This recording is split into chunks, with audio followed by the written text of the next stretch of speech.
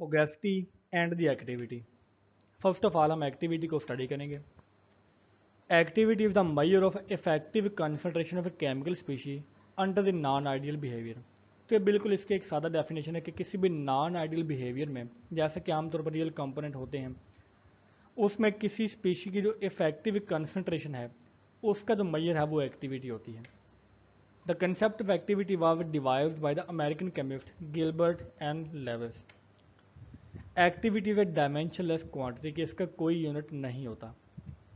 The value of the activity for a particular compound depends on the standard state of that species. क्योंकि किसी species की हमने effective concentration को find करना है तो ये उसकी स्टैंडर्ड कंडीशन के ऊपर डिपेंड करेगी। मिसाल के तौर पर the value for substance in solid और liquid phase is taken as one, क्योंकि वहाँ पर जो उसकी कंसंट्रेशन है लिक्विड में वो उतनी ही होती है जैसे कि उसकी इफेक्टिव कंसंट्रेशन है। ठीक है, मतलब उसकी जो कंसंट्रेशन जो कि इफेक्टिव होती है और जो ओरिजिनल कंसंट्रेशन है उसमें कोई डिफरेंस नहीं होता। तो हम इसकी जो एक्टिविटी की वैल्यू वन लेते हैं। इसी तरह सॉलिड में भी ऐसा होता है। For gases the activity refers to the effective partial pressure. तो अब यहाँ पर लिक्विड और सॉलिड में जो हमारे पास एक्टिविटी है, जो या जो इफेक्टिव कंसंट्रेशन को हम शो करते हैं, और वेपर फेज में हमने देखा कि हम कंसंट्रेशन को चेंज करते हैं पार्शियल प्रेशर के साथ, विच इज़ अ फोगेसिटी। तो हमारे पास जो गैस फेज में हमारे पास एक्टिविटी होगी हम उसको फोगेसिटी का नाम देंगे, जो कि रिलेट करती है इफेक्टिव पार्शियल प्रेशर से। तो बेसिकली गैस फेज में activity will be equal to the fugacity divided by the pressure of that gas we consider.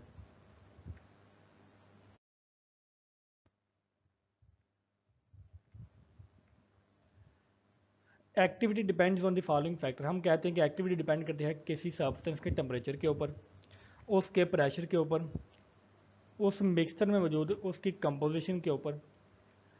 It means that surrounding affects the activity of a chemical species. तो हमने देखा कि temperature, pressure और जो composition है वो उसकी इंटरनल प्रॉपर्टी नहीं होती मुकम्मल तौर पर, बल्कि ये कुछ एक्सटर्नल प्रॉपर्टी में, जैसे टेम्परेचर और प्रेशर। इस वजह से एक्टिविटी जो है वो सराउंडिंग के ऊपर डिपेंड करती है। The gas molecules under non-ideal condition tend to interact with each other, each attracting or repelling each other। तो हम जानते हैं कि अगर गैस आइडियल नहीं है तो इट मीन्स कि उनके दरमियान अट्रैक्टिव फोर्स भी मौजूद होंगी और वो एक दूसरे के साथ वगैरह कोलाइड करके एक दूसरे को रिपेल भी करते हैं। इसका मतलब कि the activity of a molecule और an ion is affected by the chemical species present in the surrounding. तो सराउंडिंग में जो केमिकल स्पीशी पैदा होगी वो भी तो उस गैस या लिक्विड के साथ इंटरेक्ट कर सकती है। तो इट मीन्स कि जो हमारे पास जो एनवायरनमेंट में जो दूसरी केमिकल स्पीशीज़ हैं वो भी एक्टिविटी की वैल्यू को इम्पेक्ट करती हैं। इसी की वजह से हम इसको इफेक्टिव कंसंट्रेशन का नाम देते हैं।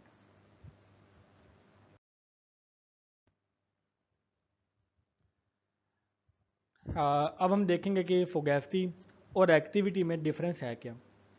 Activity refers to the effective concentration of a chemical species under non ideal condition, whereas the fogasty refers to the effective partial pressure of a chemical species under the non-ideal condition। तो basically activity concentration के साथ relate करती है और फोगेसिटी partial pressure के साथ। Activity and fugacity are important chemical concept in the thermodynamics. These terms are defined for the non ideal behaviour of a real gas. तो अगर हमने किसी रियल गैस को के नॉन आइडियल बिहेवियर को शो करना हो in terms of its concentration and partial pressure, तो वहाँ पर हम एक्टिविटी और फोगेसिटी को यूज़ करते हैं।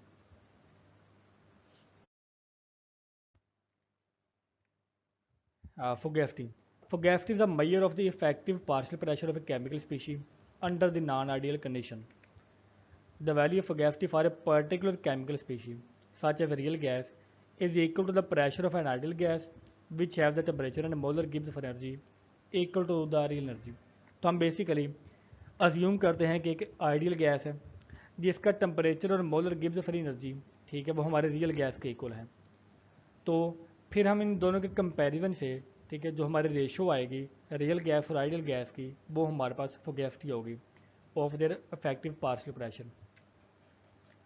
We can determine fogacity using an experimental method are using some other methods such as the van der Waals gas method. Fogacity coefficient is the link between the pressure of a real gas and the fogacity. तो basically जो हम major करते हैं वो उसका फोगैस्टी coefficient होता है जो कि रियल गैस के प्रेशर को और इसके फोगैस्टी को दोनों को आपस में रिलेट करवाता है। हम इसको फाई के नाम से डिनोट करते हैं। तो हमारे पास रिलेशन ये है कि phi will be equal to f divided by P.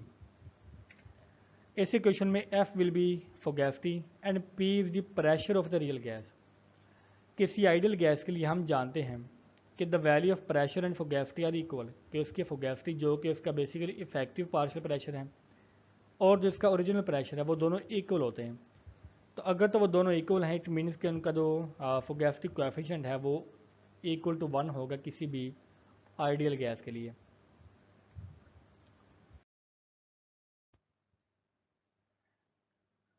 Comparison between the activity and the fogacity. With the definition, activity is the measure of the effective concentration under non-ideal behavior और जो fogacity है वो effective partial pressure का major है। ठीक है, तो basically ये वाला हमारे पास बेसिक डिफरेंस है। हमारे पास जो effective concentration of the real molecules, ठीक है, या रियल गैस को हम इसका जो मेन कंसेप्ट होता है, और fogacity में हम इफेक्टिव पार्शियल प्रेशर को मेजर करते हैं। The value for a substance in solid or liquid phase is taken as 1 and for gases it is the fogacity divided by pressure of the gas. तो हमारे पास जो activity है वो जो है वो लिक्विड और सॉलिड फेज के लिए तो 1 होती है क्योंकि वहाँ पर जो इफेक्टिव कंसनट्रेशन है वो उसकी ओरिजिनल कंसनट्रेशन के बराबर ही होता है। लेकिन गैसेस के मुकाबले में क्योंकि वहाँ पर इंटरमॉलिक्यूलर फोर्सेस पैदा होती हैं तो गैसेस के लिए जो एक्टिविटी है वो फोगैस्टी डिवाइडेड बाय प्रेशर के इक्वल होगी और हम इसी को बेसिकली फोगैस्टी डिवाइडेड बाय प्रेशर को नया नाम देते हैं फोगैस्टी का। तो एक्टिविटी मल्टीपल है by pressure of the real gas, तो ये हमारे पास फोगैस्टी होगी।